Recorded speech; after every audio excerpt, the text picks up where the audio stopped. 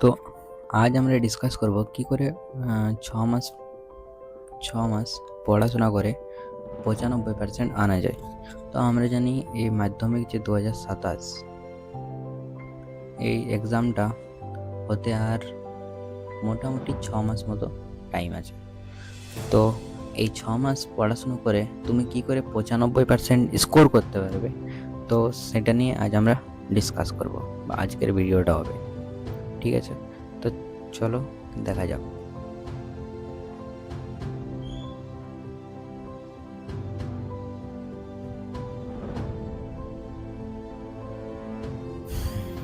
তো প্রথম যে বিষয়টা হচ্ছে সেটা কি, যে আমাদেরকে মন থেকে আমরা যেটা মানি সেটাই সঠিক হয়। তোমরা জানো যে যদি আমরা মানি যে হ্যাঁ আমরা 95% আনতে পারবো, তাহলে তুমি 95% আনবে।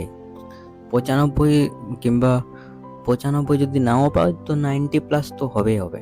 কিন্তু তুমি যদি মন থেকে মেনে নাও যে আমি 95% আনতে পারবো না, তাহলে হয়তো তুমি কোনোদিনই 95% আনতে পারবে না, বা তার বেশি তো আনতেই পারবে না।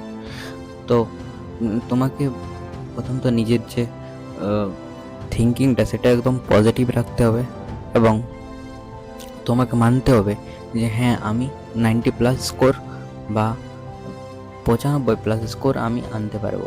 আসলে বেঙ্গলি বোর্ড একটু টাফ সাইডে থাকে, আমি মানছি। ঝাড়খণ্ড বোর্ডের মতো তো অত সহজ নয়। এটাতে 7টা সাবজেক্ট তো স্কোর করে এটা কঠিন, আমি মানছি। কিন্তু 90+ তো তুমি আনতেই পারবে। হ্যাঁ, আমিও 90+ এনেছি। 90 কেন, আমার যে মাধ্যমিকের স্কোর ছিল মোটামুটি 93.57% ছিল মাধ্যমিকে। তো আমি যদি 93 আনতে পারি, তো তোমরাও 90 আনতে পারবে। ঠিক আছে, তো নিজের ওপর একদম কনফিডেন্স রাখো যে তোমরা আনতে পারবে। হ্যাঁ, তোমরা পারবে।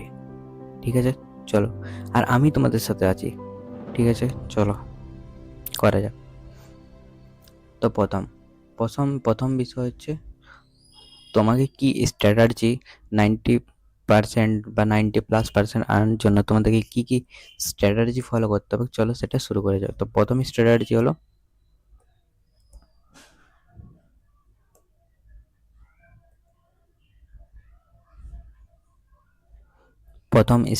কি না, তুমি কি করবে, তোমার যে উইক তোমার যে উইক টপিকস যেটা আছে সেটা এক সাইডে লিখে নেবে। আরেকটা যেটা আছে তোমার যে স্ট্রং স্ট্রং টপিকস আছে সেটা এক সাইডে লিখে নেবে। এরকম উইক টপিক্সের লিস্ট একটা জিস্ট করে নেবে, আর স্ট্রং টপিকের একটা জিস্ট করে নেবে। তো প্রথমে সবাই কি করে না, উইক টপিকটা ধরে তারপর তারা স্ট্রং টপিকে যায়। তো আমি তোমাদেরকে বলবো তোমরা স্ট্রং টপিকটা প্রথমে করো, এটাকে বেশি টাইম দাও, তারপরে তুমি উইক টপিকটা করবে। ঠিক আছে, এটা হলো তোমাদের প্রথম যে এটা। ঠিক আছে, তারপরে এটা হলো তোমাদের প্রথম। তারপরে 2 নম্বর হচ্ছে গণিত, ম্যাথামেটিক্স। এই সাবজেক্টটা হয়তো অনেকেরই কাঁচা, বেশিরভাগ লোকেরই। তাই আমি তোমাদেরকে দাদা হিসাবে সাজেস্ট করছি যে তোমরা অঙ্ক করবে। ধরো তোমরা কোনো একটা চ্যাপ্টার কমপ্লিট করলে, ঠিক আছে, তো সেইটার কমপ্লিট করার পরে তোমরা কি করে নেবে, একটা ফর্মুলা শিট তৈরি করে নেবে, এবং ফর্মুলা শিটটাকে তোমরা মুখস্থ করবে। ঠিক আছে, তারপরে বিগত বছরের প্রশ্ন PYQ তোমাকে করতেই হবে। যেমন কোনো একটা চ্যাপ্টার শেষ হলো, সেটা তুমি PYQ, সেটার যে যত PYQ এসেছে সেটাকেও তোমাকে লাগাতে হবে, আর তোমাকে ফর্মুলা করতে হবে। বাস এভাবে তুমি গণিতটা ভালোভাবে করতে পারবে। এবার তারপরে আসছে তারপরের বিষয় হচ্ছে কি 3 নম্বর। তারপরে তোমাকে কি সামাজিক বিজ্ঞান আর ভাষা। ঠিক আছে, তো সামাজিক বিজ্ঞান মানে হচ্ছে কি ইতিহাস কিংবা যে ভূগোল, এই সাবজেক্টগুলো তুমি কি করে ডিল করবে এই সাবজেক্টগুলোকে। তো এই সাবজেক্টগুলো ডিল করার জন্য আমরা জানি যে এই সাবজেক্টগুলো কী থাকে, থিওরি থিওরি বেসিক হয় এরা।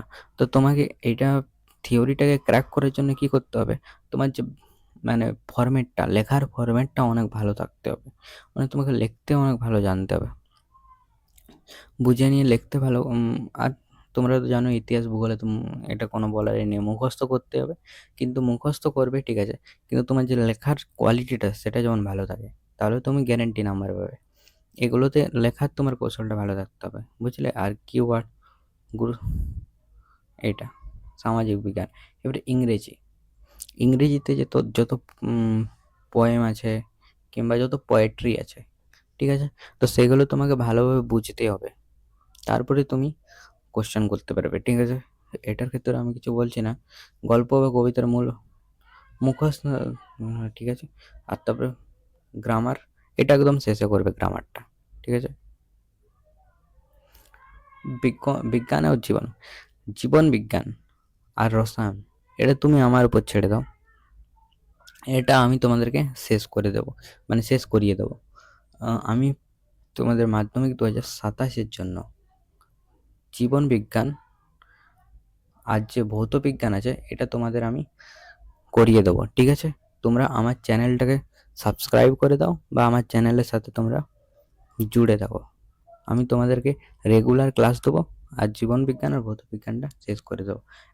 এবং আমি বলে দিই যে তোমরা হয়তো জিজ্ঞেস করতে পারে যে কেন আমার কাছে তুমি জীবন বিজ্ঞান ভৌত বিজ্ঞান পড়বে, তো আমি তোমাদেরকে বলে দিচ্ছি, আমার রসায়নে 97 মাধ্যমিকে ছিল, অ্যান্ড জীবন বিজ্ঞানে আমার মোটামুটি 95+ এরকম কিছু একটা ছিল, ঠিক আছে। আমি তোমাদের বিশ্বাস না হলে আমি রেজাল্টটা দেখিয়ে দেবো তোমাদেরকে। তো তাও একটা আইডিয়া দিচ্ছি জীবন বিজ্ঞান কী করে পড়ে, তবে জীবন বিজ্ঞানের ক্ষেত্রে অনেক বেশি কী থাকে, ডায়াগ্রাম থাকে, সেই ডায়াগ্রামকেও তোমাকে ভালোভাবে পড়তে হবে আর থিওরিটাও বুঝে পড়তে হবে, ঠিক আছে। আমি আছি, চিন্তা নেই, আমি করিয়ে দেবো। রসায়নটাও তোমাদের কোনো চিন্তা নেই, অঙ্ক তঙ্ক সব কিছু করিয়ে দেবো, ঠিক আছে। তারপরে হ্যাঁ, তোমাদেরকে একটা স্ট্র্যাটেজি বলছি, যে ধরো একটা সাবজেক্টকে কী করি, ধরো কেউ আমাদেরকে মাধ্যমিকে ভালো রেজাল্ট করতে হলে 7টা সাবজেক্ট আছে টোটাল, তো 7টা সাবজেক্টকে আমাদেরকে গুরুত্ব দিতে হবে।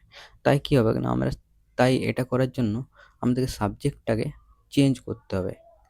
ধরো তুমি অঙ্ক পড়লে, তো কিছু কিছু ছেলে কী করে না, পুরা দিন অঙ্কই করতে থাকে, তো তুমি তো অঙ্কতে 100তে 100 নিয়ে এলে, কিন্তু প্রবলেম হচ্ছে তোমার ওভারঅল স্কোরটা পড়ে গেল। তো তার জন্য এটাকে অ্যাভয়েড করার জন্য, কিংবা আরেকটা হতে পারে যে ধরো একটা সাবজেক্টে তুমি যখন সবসময় পড়বে না, তো তোমার বোরিং লাগবে অনেক বেশি, ঠিক আছে। তো বোরিং লাগবে, কিন্তু কি কাজ করবে তুমি, যে 1-2 ঘন্টার পরে সাবজেক্ট চেঞ্জ করতে থাকবে। 1-2 ঘন্টা পরে ধরো প্রথমে ম্যাথ পড়লে, তারপরে সায়েন্স পড়লে, তারপরে ইংলিশ পড়লে, এরকমভাবে সাবজেক্ট চেঞ্জ করলে তোমার মাইন্ডটাও মানে বোর থাকবে না, মানে ভালো কাজ করবে মাইন্ডটা, ঠিক আছে। এরকমভাবে পড়াশোনা করতে হবে। আরেকটা সবথেকে এখনকার দিনে তো সবথেকে ডিস্ট্র্যাকশন কি, মোবাইল। হ্যাঁ, আমিও বলছি যে তোমরা মোবাইল ইউজ করতে পারো। দেখো এখনকার দিনে মোবাইল ইউজ করা তো স্বাভাবিক, এখন তো সবাই করে মোবাইল ইউজ, টিভি টিভির থেকে মোবাইল। তো এই ডিস্ট্র্যাকশানটা দূর করার জন্য কী করবে, টার্গেট হিসাবে পড়াশোনা করো, টার্গেট, ঠিক আছে।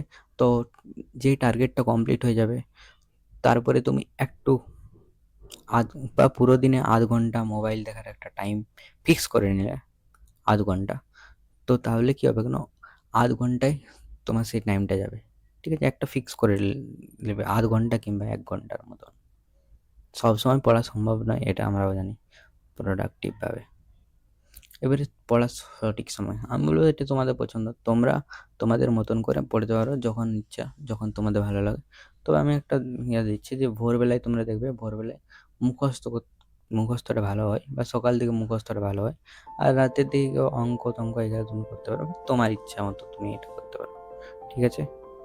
ভিডিওটি ভালো লাগলে, ঠিক আছে, ভিডিওটি যদি ভালো লাগে তাহলে চ্যানেলটি সাবস্ক্রাইব করে দেবে, এবং তোমাদের আমি ক্লাস দেব ক্লাস দেবো ফিজিক্স আর মানে ফিজিক্যাল সায়েন্স আর যেটা কেমিস্ট্রি আছে এটা। আর যদি অঙ্কর দরকার হয় তো অঙ্করও দিয়ে দেবো, ঠিক আছে? তোমরা কমেন্ট করবে ভিডিওটা কেমন হলো, এবং তোমাদের যদি ক্লাস চাই তাহলে ঠিক আছে, আমি ক্লাস শুরু করবো। আর তোমাদেরকে 6 মাসের মধ্যে আমার যতটা নাম্বার আছে আমি তোমাদেরকে অতটা নাম্বার এনে দেওয়ার চেষ্টা করবো, ঠিক আছে? বাই।